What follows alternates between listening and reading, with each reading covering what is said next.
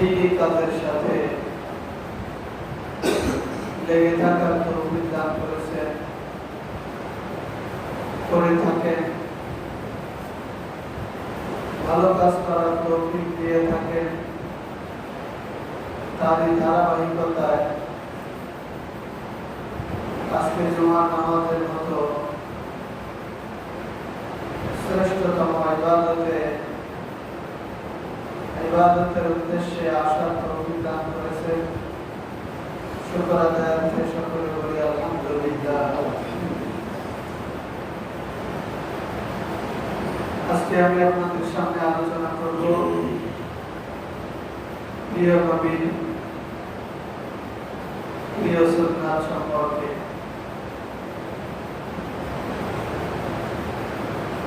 মুহতারাম মুসল্লিয়ান ইকরাম, সমাজে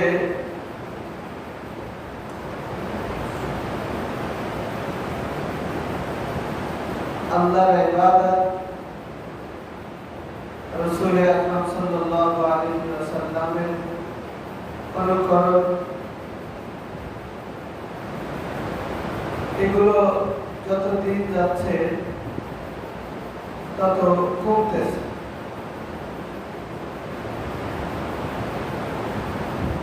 ফলে যা হওয়ার তাই হচ্ছে,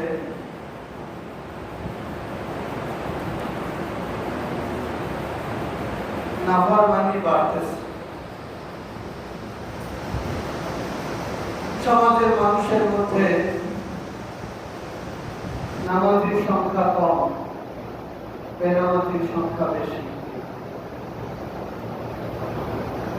কোরআনের বিশুদ্ধ তিলাওয়াত জানেওয়ালা লোকের সংখ্যা কম, কোরআন পড়তে জানে না এমন লোকের সংখ্যা বেশি। রোজাদারের সংখ্যা কম, রোজা রাখে না এমন লোকের সংখ্যা বেশি।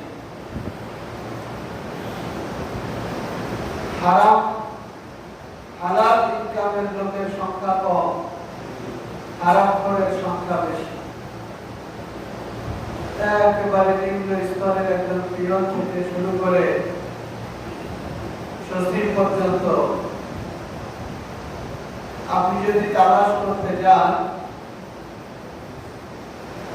তার জন্য যে বেতনটুকু হালাল এবং যে বৈধ ইনকামের সুযোগ সরকার রেখেছে, শুধু সেটার উপর সন্তুষ্ট থাকে এমন লোক খুঁজে পাওয়া কঠিন। কিন্তু ঘুষ, চাঁদাবাজি, এরকম বিভিন্ন অন্যায় পথে হারাম ইনকামের লোকের সংখ্যার অভাব নাই। এক কথায় ভালো মানুষের সংখ্যা কম, মন্দ মানুষের সংখ্যা বেশি। আমার কথা আজকে এই বিষয়ের উপর না। আমার কথা হলো, এই যে অল্প সংখ্যক ভালো মানুষ, এই ভালো মানুষগুলোর মধ্যে দিন দিন সুন্নাত পরিহার করার প্রবণতা বাড়তেছে। সুন্নাতের প্রতি গুরুত্ব কমতেছে, সুন্নাতের প্রতি ভালোবাসা কমতেছে, সুন্নাত মানার মাত্রা, মানার আগ্রহ কমতেছে, সুন্নাতকে আঁকড়ে ধরার মাত্রা কমতেছে, সুন্নাতকে তোয়াক্কা না করার প্রবণতা বাড়তেছে, সুন্নাতকে এড়িয়ে যাওয়ার প্রবণতা বাড়তেছে, সুন্নাত পরিহার করার প্রবণতা বাড়তেছে, সুন্নাত না মানার প্রবণতা বাড়তেছে। এবং সেক্ষেত্রে এক শ্রেণীর আলেমদের ফতোয়াই চাই, তারা মানুষের সামনে বলে সুন্নাত তো সুন্নাতি, মানলে লাভ আছে, না মানলে কোনো ক্ষতি নেই। আল্লাহ রাসূলের সুন্নাতের সম্পর্কে এমন কথা, নবীজির সুন্নাতের সাথে ধৃষ্টতা ছাড়া কিছু হতে পারে। সুন্নাত না মানলে ক্ষতি নাই, এই কথা আপনাকে কে বলল? আরে ভাই, সুন্নাত ছাড়া তো উম্মতি হওয়া যায়।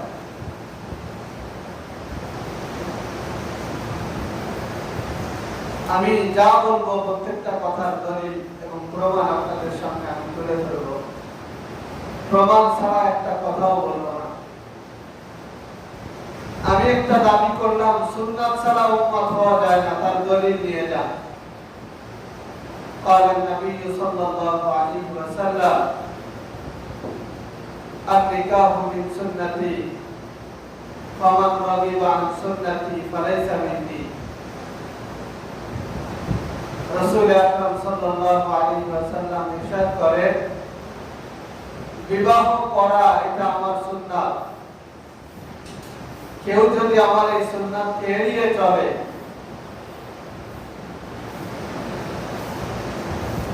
চিরকুমার থাকবার জীবন গ্রহণ করে, বৈরাগ্যময় জীবন গ্রহণ করে, বিবাহ না করে, এক কথায় বিবাহের এই সুন্নাতকে যদি কেউ এড়ায় চলে, ফালাইসা মিন্নি, নবীজি বলেন সে আমার উম্মত না। এই একটা সুন্নাত না মানলে সে আমার উম্মত না, এই কথা নবীজি বলছেন।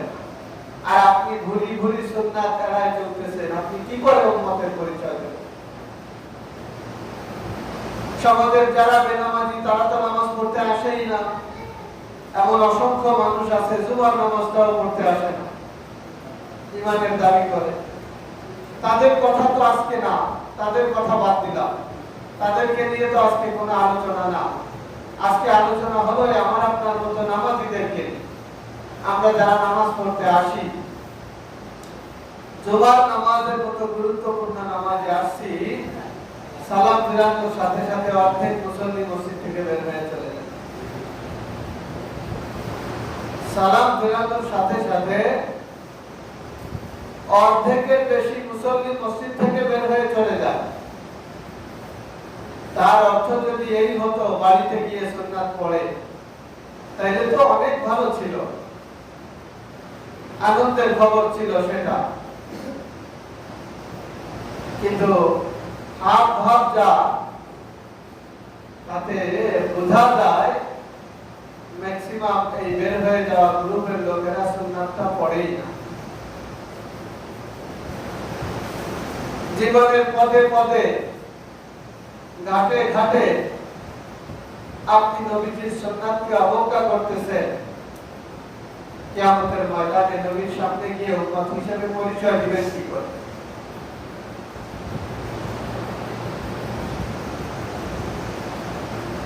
অথচ সুন্নাত সম্পর্কে নবীজির সতর্কবাণী, আল্লাহ তাআলার আদেশ, অসংখ্য জায়গায় আল্লাহ তাআলা সুন্নাত মানার প্রতি বান্দাকে উদ্বুদ্ধ করেছেন। আতিউল্লাহ ওয়া আতিউর রাসূল ওয়া উলিল আমরি মিনকুম।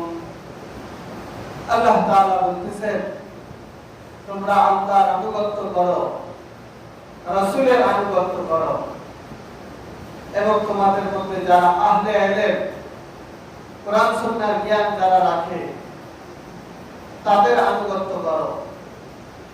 এই আয়াতের তাফসীরে একটা তথ্য আপনাদের সামনে একটু দিয়ে যায়। আপনারা বলতে পারেন যে হুজুর তাইলে আলেমের আনুগত্য করার কথা কোরআনে আছে, আমিও তো একজন আলেমকে মানি, তাহলে আমি তো কোরআনই মানলাম, সমস্যা কোথায়? জি, একটা তাফসীরের তথ্য শুনে রাখেন। আতিউল্লাহ, আল্লাহ তাআলা বললেন আল্লাহকে মানো, ওয়া আতিউর রাসূল, রাসূলকে মানো। এরপরে আল্লাহ তাআলা বলতেছেন ওয়া উলিল আমরি, এখানে আর আতিউ শব্দ বলেন নাই, খুব লক্ষ্য করেন। আতিউল্লাহ, আতিউর রাসূল, আতিউ উলিল আমরি তা বলেন নাই, বরং রাসূলে আল্লাহর শুরুতে আতিউ শব্দ আছে, রাসূলের শুরুতে আতিউ শব্দ আছে, উলিল আমরের শুরুতে আতিউ শব্দ নেই। হযরত আব্দুল্লাহ ইবনে আব্বাস রাদিয়াল্লাহু তাআলা আনহু বলেন, এবং অধিকাংশ মুফাসসিরিন ইকরামের মতামত হলো, স্পষ্ট করে তারা বলেছেন যে উলিল আমরের শুরুতে আতিউ শব্দ নেই।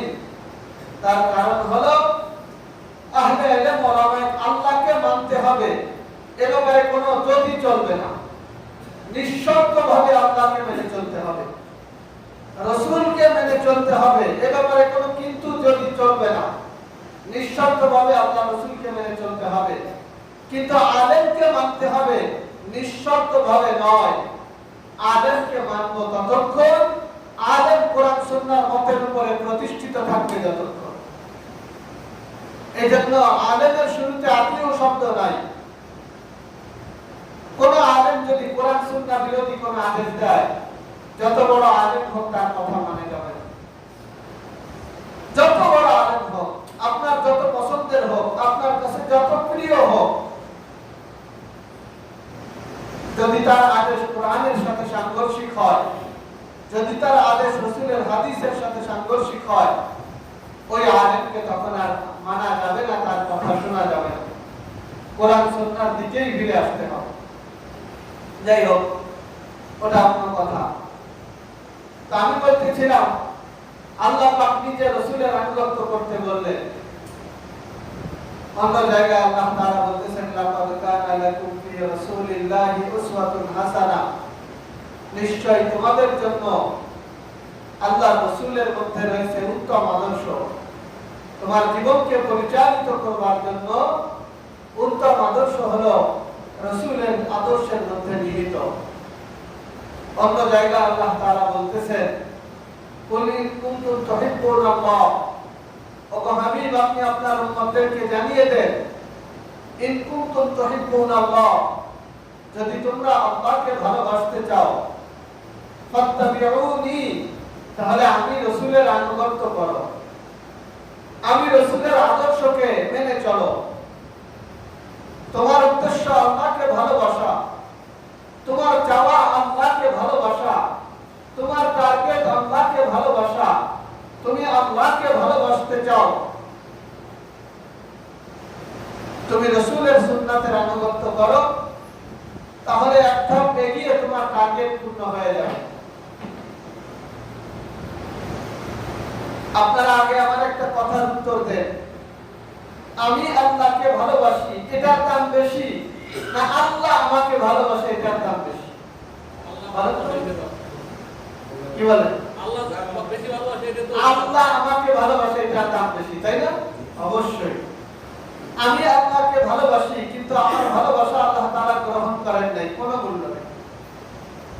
কিন্তু আল্লাহ যদি আমাকে ভালোবেসে ফেলে, আমার আর কোনো চিন্তা নেই। দুনিয়াতেও আমার কোনো চিন্তা নাই, আখিরাতেও আমার কোনো চিন্তা নাই, কবরে, হাসরে, মিজানে, ফুলসিরাতে কোথাও আমার কোনো চিন্তা নাই, কারণ সব কিছুর মালিক আমাকে ভালোবাসে। সুতরাং আল্লাহ ভালোবাসে এটার দাম বেশি। আয়াতের কথাগুলোর তাৎপর্য আপনি একটু বোঝার চেষ্টা করেন। আল্লাহ তাআলা বলতেছেন, হাবিব আপনি আপনার উম্মতদেরকে জানাই দেন, মানে এই যে আমাদেরকে, আপনাদেরকে, আমাকে, আপনাদেরকে, আমরা সবাই তো নবীজির উম্মত। আল্লাহ বলতেছেন, ওগো হাবিব আপনি আপনার উম্মতদেরকে জানাই দেন, যদি তোমরা আল্লাহকে ভালোবাসতে চাও, ফাত্তাবিউনি, তাহলে আমি নবীর আনুগত্য করো। কি হবে? তুমি তো চাইছিলে আল্লাহকে ভালোবাসতে, কিন্তু তুমি যদি নবীর আনুগত্য করো, তখন তুমি আল্লাহকে ভালোবাসবা, সম্পর্কটা এই পর্যায়ে থাকবে না। ইউহিব্বুকুমুল্লাহ, আল্লাহ তোমাদেরকে ভালোবাসতে শুরু করে দেবে। দেখছেন? চাইলাম এক মানে নিচেরটা, পেয়ে যাচ্ছি উপরেরটা। চাইলাম কম দামিটা, আল্লাহ দিয়ে দিচ্ছেন দামিটা। চাইলাম কম পাওয়ারফুল জিনিস, আল্লাহ তাআলা দিয়ে দিচ্ছেন ফুল পাওয়ারফুল জিনিস। আমি চাইলাম আল্লাহকে ভালোবাসতে, এখন আমি যদি নবীজির আনুগত্য করি, আমার আল্লাহ এও ওয়াদা করেন নাই, ঠিক আছে তুমি আমাকে ভালোবাসতে পারবা। তুমি যদি নবীর আনুগত্য করো, তাহলে তুমি আমাকে ভালোবাসতে পারবা, এই কথা আল্লাহ তাআলা বলেন নাই। একদম আগায় আল্লাহ তাআলা বলতেছেন, তুমি যদি নবীর আনুগত্য করো, তাহলে আমি আল্লাহ তোমাকে ভালোবাসতে শুরু করে দেব। আমার ভাইরা, এই তিনটা আয়াত থেকে আমি আপনাদেরকে যেটা বোঝাইতে চাইলাম, নবীজির আদর্শ মানার কত দাম, নবীজির আদর্শ মানার মধ্যে আল্লাহ তাআলা কিভাবে উদ্বুদ্ধ করলেন, নবীজির আদর্শকে আল্লাহ তাআলা উত্তম আদর্শ বললেন। আর আপনি সুন্নাত নামাজ পড়েন না, আপনি মিসওয়াক করেন না, আপনি সালাত দেন না, আপনি অনাহারীকে খাবার দেন না, আপনি মাথায় টুপি পরেন না, আপনি মুখে দাড়ি রাখেন না, আপনি পাঞ্জাবি পরেন না, আপনি নবী নবীজির এক কথায় যত সুন্নাত আছে সমস্ত সুন্নাত আপনি এড়াই চলতেছেন আর বলতেছেন সুন্নাত তো সুন্নাতি, মানলে লাভ আছে না মানলে ক্ষতি নাই। বলেন নাউজুবিল্লাহ। নবীজির সুন্নাত মানা ছাড়া আপনি কিয়ামতের ময়দানে নবীজির সামনে যায় উম্মতের পরিচয় দাঁড়াবেন কি করে? নবীজির সুন্নাত মানা ছাড়া আপনি কিয়ামতের ময়দানে নবীজির সুপারিশ পাওয়ার আশা করেন কিভাবে? এই নবীজির সুপারিশ ছাড়া একজন উম্মত জান্নাতে যেতে পারবে না। তাহলে আপনার আমারও নবীজির সুপারিশের দরকার আছে না? আছে। আপনি নবীর আদর্শ মানেন না, সুপারিশের পাওনাদার আপনি হবেন কি করে? বিশ্বাস করেন আমার প্রিয় মুসল্লিয়ান ইকরাম, জুমার 2 রাকাত নামাজের পরে আমি তো আর 5 ওয়াক্ত আপনাদের মাঝে থাকি না। সপ্তাহে একদিন জুমার দিনে একবেলা একটু আসি। জুমার নামাজে সালাম ফিরানোর পরে যখন দেখি আমার কলিজার টুকরা মুসল্লিরা সুন্নাত না পড়ে বের হয়ে চলে যাচ্ছে, বড় কষ্ট লাগে, বড় দুঃখ লাগে। এত কথা বলি, এত বয়ান করি, এত বয়ান শুনে, আমার কাছ থেকে শুনে, নেটে শুনে, মাহফিলে শুনে, অন্য অন্য জায়গা থেকে শুনে, এত শোনাশুনি চলতেছে। এই কি আমাদের ইমানের পাওয়ার যে নবীজির সুন্নাতটা আমরা না পড়ে চলে যাচ্ছি? কিন্তু আপনার উপর জোর করার কোনো অধিকার তো আর আমার নেই। কোন রাইট তো আর আমার নেই যে আমি আপনাকে জোর করব। কোন আইনি সুযোগ তো আর আমার হাতে নেই যে আমি দরজায় দাঁড়িয়ে আপনাকে বাধ্য করব যে সুন্নাত পড়ে তারপরে যাবেন। সেজন্য আমি আপনাকে জোরও করতে পারি না। কিন্তু যখন দেখি সুন্নাত না পড়ে চলে যাচ্ছে, আর যখন এটা অনুমান করতে পারি বাড়িতে গিয়েও পড়ে না, তখন তার জন্য বড় আফসোস হয়, বড় দুঃখ লাগে, বড় কষ্ট লাগে যে এই লোকটা আমার নবীর উম্মত, কিয়ামতের ময়দানে আমার নবীকে তার দরকার হবে, আর সেই লোকটা আমার নবীর সুন্নাতের প্রতি তার অবহেলাটা এত কঠিন, এত মারাত্মক অবহেলা, আমার নবীর সুন্নাতের প্রতি তার কোনো গুরুত্ব নাই। সাহাবায়ে কেরাম যে উম্মতের সবচেয়ে দামি মানুষ হয়েছে, তারা তো দামি হয়েছে নবীজির আদর্শ মেনে মেনে, নবীজির আদর্শ অনুসরণ করেই তারা দামি হয়েছে। আমি বহুবার আপনাদের সামনে বলেছি, আজ আবারও বলি, আল্লাহর নবীর একজন সাহাবী হযরত আব্দুল্লাহ ইবনে ওমর রাদিয়াল্লাহু তাআলা আনহু, হযরত ওমর রাদিয়াল্লাহু তাআলা আনহুর ছেলে, অল্প বয়সী একজন যুবক মানুষ। নবীজি বিদায় হজে হজ করতে গেছে, সেই সফরের সঙ্গী হিসেবে আব্দুল্লাহ ইবনে ওমরও ছিলেন। হজ ছেড়ে ফিরে আসলেন। পরবর্তী বছরের হজের সময় আসার আগেই তো নবীজির ইন্তেকাল হয়ে গেল। কিন্তু উনি পরবর্তী বছর আবার মদিনা থেকে হজ করতে মক্কায় গেছেন। কয়েকজন লোকের সাথে একসাথে কাফেলা দলবদ্ধ হয়ে রওনা হয়েছে। গত বছর নবীর সাথে গিয়েছিলেন, উঠের পিঠের সফর, পায়ে হাঁটা সফর। নবীজির সাথে বিরাট কাফেলা, সবার তো আর উঠ ছিল না। কখনো উটওয়ালা তার উট পয়দল লোকটাকে দিয়ে দিছে আর নিজে পায়ে হাঁটছে, কখনো পায়ে হাঁটা লোকটা অন্যের উটের উপর উঠছে, উটের মালিক সে পায়ে হাঁটতে শুরু করছে। এভাবে সহমর্মিতা আর সমন্বয়ের এক সফর, লম্বা সফর। মক্কা থেকে মদিনা অনেক দূরত্বের সফর। এখন তো মক্কার রাস্তাঘাট অনেক উন্নত, জ্যামের কোনো ব্যাপার খুব একটা নেই। গাড়ির গতিও বাংলাদেশের গাড়ির থেকে অনেক গতি সম্পন্ন গাড়ি, সেজন্য এখন হুটহাট করে চলে যাওয়া যায়। কিন্তু তখন তো আর এত সব সুবিধা ছিল না।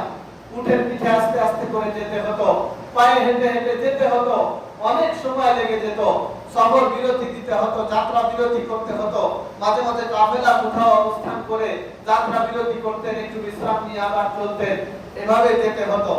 তা নবীজি তার হজের সফরে যাওয়ার সময় যেখানে নবীজি ছোট ইস্তেঞ্জা করছেন, মানে পেশাব, যেখানে নবীজির বড় ইস্তেঞ্জার প্রয়োজন হয়েছে, মানে পায়খানা, যেখানে নবীজি বিশ্রামের জন্য বসছেন, যেখানে নবীজি কাফেলা দাঁড় করাইছেন, মোট কথা যাওয়ার পথে নবীজি যেখানে যা যা করছেন,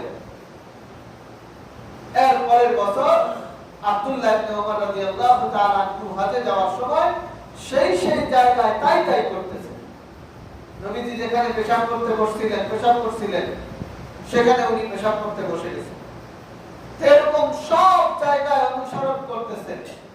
এক জায়গায় নবীজি পেশাব করতে বসছিলেন, আব্দুল্লাহ ইবনে ওমর রাদিয়াল্লাহু তাআলা সেই জায়গায় পেশাব করতে বসছেন, কিন্তু পেশাব করেন নাই, কিছুক্ষণ বসে উঠে গেছেন। এক সাহাবী এটা লক্ষ্য করছে যে উনি বসছেন পেশাবের সুরতে, কিন্তু পেশাব করলেন না। দূর থেকে এটা বোঝা যায়, কারণ কি তাইলে বসলেন কি জন্য? ওই সাহাবীর তো আর অতটা মনে নেই। যখন উঠে আসছে জিজ্ঞাসা করলেন, ভাই আব্দুল্লাহ, আপনি তো এখানে বসলেন, মনে হলো পেশাব করতে বসছেন, কিন্তু আপনি তো পেশাব করলেন না, তাহলে বসলেন কি জন্য? হযরত আব্দুল্লাহ ইবনে ওমর রাদিয়াল্লাহু তাআলা যে জবাবটা দিবেন, আমার প্রিয় মুসলমান ইকরাম, এই জবাবটা বড় তাৎপর্যময় জবাব। এই জবাবটা আপনার জন্য বড় দরকারি জবাব। এই জবাবটা আপনার জীবনের জন্য বড় আইন হলো। এই জবাবটা আমার আপনার জীবনের জন্য বড় প্রয়োজনীয় জবাব। কিয়ামতের ময়দানে নবীজির হাউজে কাউসারের পানি পাওয়ার জন্য এই জবাবটা বড় দরকার। কিয়ামতের ময়দানে নবীজির সুপারিশ নিয়ে জান্নাতে যাওয়ার জন্য এই জবাবটা বড় দরকারি জবাব। কিয়ামতের ময়দানে নবীজির সুপারিশ পেয়ে জান্নাতের মালিক হওয়ার জন্য এটা বড় দরকার। সেই জবাবটা কি ছিল? আব্দুল্লাহ ইবনে ওমর বলেন, দেখো ভাই, আমার পেশাব আসে নাই, পেশাব করার প্রয়োজন আমার নেই, আমি কিছুক্ষণ আগে পেশাব করছি, কিন্তু আমি এই জায়গায় পেশাবের জন্য বসছি কেন জানো? গত বছর আমার নবী ঠিক এই জায়গায় বসে পেশাব করছিলেন, আমি নবীর অনুকরণ করবার জন্য বসছি। আচ্ছা বলেন তো, পেশাব আসে নাই, তাহলে কি পেশাবে বসার তার দরকার? কি বলেন, দরকার? পেশাব আসে নাই, বসারও দরকার নাই, কিন্তু নবীজি এই জায়গায় বসছেন, সেই মহব্বতে তিনি বসে গেলেন। এটা তো করা তার জন্য সুন্নাত ছিল। নবীজি যেখানে পেশাব করতে বসছেন সেখানেই বসতে হবে, এটা কি সুন্নাত? তাহলে তো আমরা কেউ মানতে পারবো না, আমরা তো আসি আর রাখতেছি। এটা তো সুন্নাত ছিল না, কিন্তু নবীর প্রতি ভালোবাসার আবেগটা কতটা, মানে কত বেশি, যে আমার নবী যেখানে বসছেন আমি সেখানে একটু বসে যাই। এই ছিল সাহাবা ইকরামের আদর্শ। আর আপনি সুন্নাত না পড়ে বের হয়ে চলে যাচ্ছেন, বলে দিচ্ছেন কি যে সুন্নাত পড়া তো আর জরুরি না, পড়লে সওয়াব, না পড়লে তো আর গুনাহ নাই। নাউযুবিল্লাহি মিন যালিক, নাউযুবিল্লাহি মিন যালিক। কোন ইমানদারের মুখ থেকে এমন কথা বের হতে পারে না। আমার ভাইরা, আল্লাহ রাসূলের হাদিস এই সুন্নাতের ব্যাপারে কত কঠিন, আমি কয়েকটা হাদিস আপনাদেরকে শোনাই। قال النبي عليه الصلاة والسلام لا يؤمن أحدكم حتى أكون أحب إليه من والده وولده والناس أجمعين। আল্লাহ রাসূল বলেন, কোন ব্যক্তি ততক্ষণ পর্যন্ত পরিপূর্ণ মুমিন হতে পারবে না যতক্ষণ পর্যন্ত সে তার পিতা, তার সন্তান এবং অন্য সমস্ত মানুষের তুলনায় আমি নবীকে বেশি ভালো না বাসবে। পিতার চাইতে নবীর ভালোবাসা যার ভিতরে বেশি না হবে, মুমিন হতে পারবে না। সন্তানের চাইতে নবীর ভালোবাসা যার ভিতরে বেশি না হবে, মুমিন হতে পারবে না। এটা হলো নবীজির একখানা হাদিস, বুখারীতেও আসছে, মুসলিমেও আসছে। এবার নবীজির আরেকখানা হাদিস আপনাদের শোনাই। নবীজিকে ভালোবাসার অর্থটা কি? এই হাদিসের মধ্যে নবীজি বললেন, আমাকে যতক্ষণ পর্যন্ত বেশি ভালো না বাসবে ততক্ষণ পর্যন্ত সে মুমিন হতে পারবে না। এই ভালোবাসার অর্থটা কি? অন্য হাদিসে নবীজির সেই ব্যাখ্যা, মান আহাব্বা সুন্নতি ফাকাদ আহাব্বানি ওয়া মান আহাব্বানি কানা মাই ফিল জান্নাহ। যে ব্যক্তি আমার সুন্নাতকে ভালোবাসবে, যে ব্যক্তি আমার সুন্নাত মেনে চলবে, ফাকাদ আহাব্বানি, সে আমাকে ভালোবাসলো। ওয়া মান আহাব্বানি কানা মাই ফিল জান্নাহ, আর যে আমাকে ভালোবাসলো কিয়ামতের ময়দানে সে জান্নাতে আমার সঙ্গে থাকবে। এই দুইটা হাদিস এবার আপনি একটু লক্ষ্য করেন। একদিকে নবীজি বললেন, আমাকে ভালো না বাসলে ইমানদার হতে পারবে না। আর এক হাদিসে নবীজি বললেন, আমার সুন্নাতকে ভালোবাসলে আমাকে ভালোবাসা হবে। দুইটা হাদিস মিলাইলে ফল কি দাঁড়ায়? নবীর ভালোবাসা আপনি মুখে জপলেন, আমি মুহাম্মদ সাল্লাল্লাহু আলাইহি ওয়াসাল্লামকে ভালোবাসি, আমি নবীকে ভালোবাসি, আমি নবীকে ভালোবাসি, আমি নবীকে ভালোবাসি, আমি নবীকে ভালোবাসি। এই ভালোবাসার কথা নবীজি বুঝাইছেন? আপনি নবীকে ভালোবাসেন কিনা আপনার মাথার দিকে তাকাইলে প্রমাণ হয়ে যাবে। মাথা বলে দিবে হ্যাঁ আমি নবীকে ভালোবাসি। আপনার চুল নবীজির ধাসে আপনার মাথার চুল, তো আপনার মাথা সাক্ষী দেবে আপনি নবীকে ভালোবাসেন। কিন্তু আপনার চুল নেইমার স্টাইলে কাটা, কিয়ামতের ময়দানে আপনার ওইভাবে চুল নিয়েই যদি আপনি নবীজির সামনে ওঠেন তো আপনি বলবেন নবীজি আমি আপনাকে ভালোবাসি। নবী বলবেন মিথ্যাবাদী, তোর চুল তো বলতেছে তুই নেইমারকে ভালোবাসিস। আপনার মুখের মুখমণ্ডল নবীজির দাসে সাজানো, আপনি নবীকে ভালোবাসেন এ কথা মুখে দাবি করা লাগবে না, আপনার চেহারা বলে দিবে আপনি নবীকে ভালোবাসেন। এখন আপনার মুখটা ক্লিন শেভ, পরিষ্কার, নবীজির সামনে আপনি ক্লিন শেভ হয়ে উঠলেন, বললেন ইয়া রাসূলুল্লাহ আমি আপনাকে ভালোবাসি। নবীজি ভাই কেউ ব্যথা দিয়েন না, কাউকে ব্যথা দেওয়ার জন্য কথা বলতেছি না, দিলের দরদ থেকে আপনার দরদে দরদি হয়ে আপনার কথাগুলোই আমি বলতেছি, কাউকে লজ্জা দেওয়া আমার উদ্দেশ্য না। আমার ভাইরা, তো আপনি বললেন নবী আমি আপনাকে ভালোবাসি, নবীজি আপনার দিকে তাকায় দেখে ক্লিন শেভ, নবীজি তো বলবেন আপনি মিথ্যাবাদী, আপনার ভালোবাসার দাবি আর আপনার মুখমণ্ডল মেলে না। আপনি জুমার নামাজের আগে সুন্নাত নামাজ পড়েন নাই, জুমার নামাজের পরে সুন্নাত নামাজ পড়েন নাই, ফজরের আগে সুন্নাত নামাজ পড়েন নাই, যোহরের আগে পরে সুন্নাত নামাজ পড়েন নাই, মাগরিবের পরে সুন্নাত নামাজ পড়েন নাই, এশার পরে সুন্নাত নামাজ পড়েন নাই, তাহাজ্জুদ নামাজের কোনো অভ্যাস আপনার ছিল না, মিসওয়াকের কোনো আমল আপনার ছিল না, আপনার মানুষকে সালাম দেওয়ার অভ্যাস ছিল না। কিয়ামতের ময়দানে নবীর সামনে দাঁড়ায় আপনি বললেন ইয়া রাসূলুল্লাহ আমি আপনাকে ভালোবাসি, নবীজি বলবেন মিথ্যাবাদী, তুমি আমার আদর্শ মানো নাই, যার অর্থই হলো তুমি আমাকে ভালোবাসো না। আমার ভাইরা, নবীজির আরেকখানা হাদিস আপনাদেরকে শোনাই, কুল্লু উম্মতি ইয়াদখুলুনাল জান্নাতা ইল্লা মান আবা। আল্লাহ রাসূল বলতেছেন আমার সমস্ত উম্মত জান্নাতে প্রবেশ করবে এক দল ব্যতীত, যারা আমাকে অস্বীকার করে, এরা ব্যতীত। যারা আমাকে অস্বীকার করে এরা ব্যতীত আমার আর সমস্ত উম্মত জান্নাতে যাবে। কিলা মাইয়া ইয়া রাসূলুল্লাহ, সাহাবাদের মধ্যে থেকে কেউ একজন প্রশ্ন করলো ইয়া রাসূলুল্লাহ আপনাকে অস্বীকার করে কারা? ক্বালা মান আতাআনি দাখালাল জান্নাহ ওয়া মান আসানি ফাকাদ আবা। আল্লাহ রাসূলের জবাবটা বড় ভয়ঙ্কর। নবীজি বললেন যারা আমার সুন্নাতের অনুসরণ করে তারা আমার, কিলা মান আতাআনি দাখালাল জান্নাহ, যারা আমার সুন্নাতের অনুসরণ করবে তারা জান্নাতে প্রবেশ করবে, ওয়া মান আসানি ফাকাদ আবা, যারা আমার আদর্শ মানবে না ওরাই হলো আমাকে অস্বীকার করে। নাউজুবিল্লাহ বলেন। এই হাদিসখানা আপনি একটু অনুধাবন করেন। নবীজি বললেন যারা আমাকে অস্বীকার করে তারা জাহান্নামী। সাহাবী প্রশ্ন করলেন অস্বীকারকারী কারা? নবীজি কথা বলেন নাই অস্বীকারকারী হলো হিন্দু ধর্ম অবলম্বীরা, ওরা তো বেঈমান, ওদের কোনো হিসাবই নাই। নবীজি কথা বলেন নাই অস্বীকারকারী ইহুদিরা, ওরা তো বেঈমান।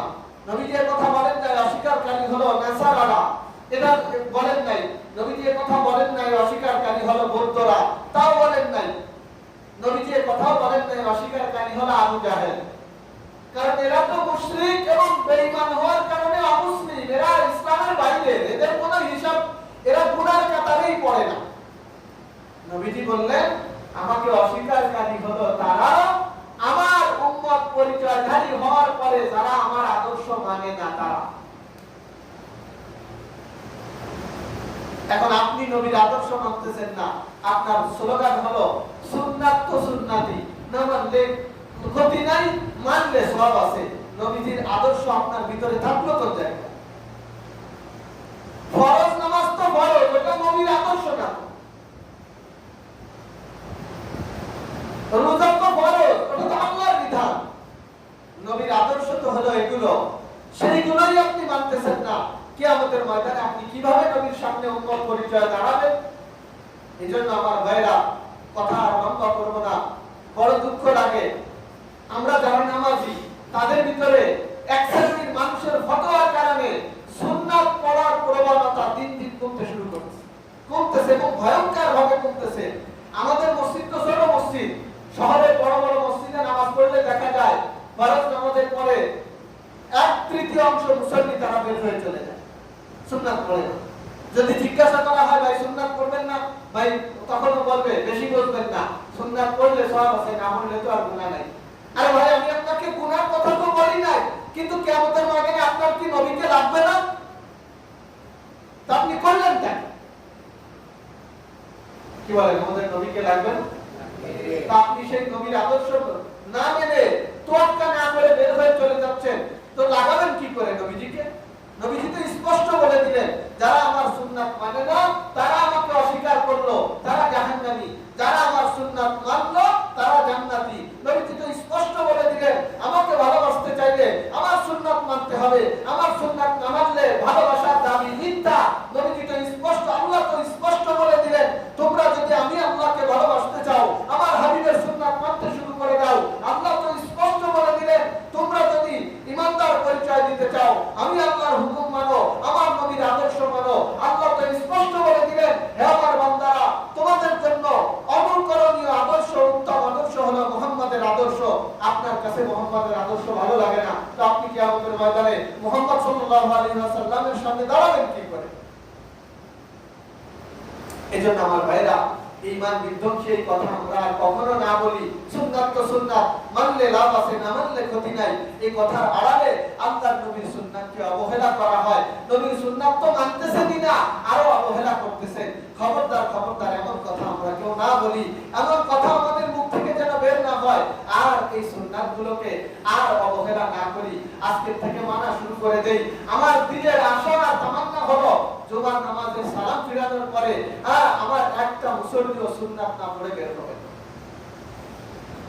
হ্যাঁ, যদি কেউ বের হয়, সে যদি নিজের উপর এতটুকু আস্থাশীল থাকে, আমি তো সুন্নাত পড়বই, আমার সুন্নাতটা আমি ঘরে গিয়ে পড়বো, কোনো আপত্তি নেই। কিন্তু যখন দেখি না পড়ে পড়ে বের হয়ে চলে যাচ্ছে, বড় কষ্ট লাগে। আর দয়া করে এই কষ্টদায়ক আচরণটা একটু পরিহার করি ভাই।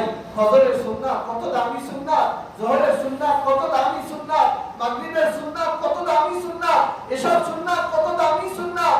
হাদিসের মধ্যে আসছে নবীজির সুন্নাতগুলো একেবারে মানে কানে ভদ্রে, মানে আমি বোঝানোর জন্য এরকম করে বলি, 2 বছরের ভিতরে একদিন পড়েন না, বাকি প্রত্যেক দিন এই সুন্নাতগুলো নবীজি করছেন।